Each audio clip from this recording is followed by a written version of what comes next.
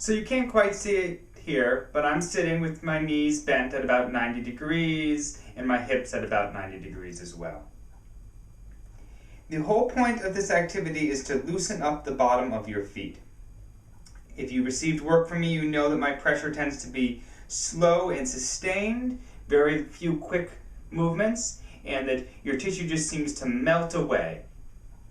So I want you to step down on the tennis ball and roll your foot.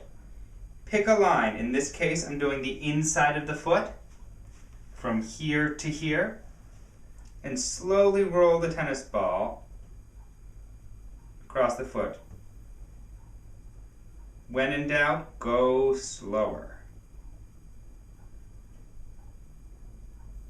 Good amount of pressure here, nothing that hurts. None of this should hurt, but it might feel like a good release. And once I get down to the end, I'm going to do the inside of the foot. So come back on the inside of the foot. The whole idea is just in all directions, melting your plantar fascia.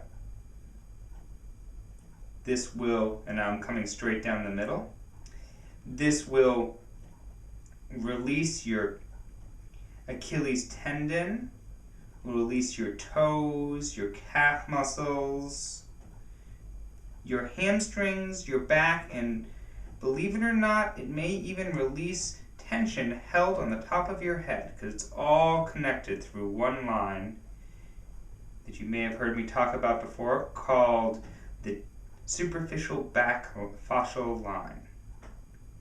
So now I'm rolling side to side just a little bit here, and then just forward and back.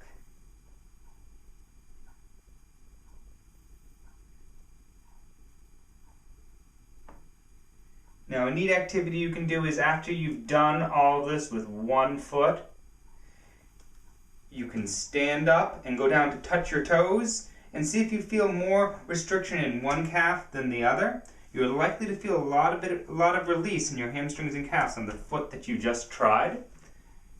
Then, of course, you want to even things out. So you can go through and release the second foot. Remember, slow and sustained pressure. Think of melting cold dough, and your foot is the dough.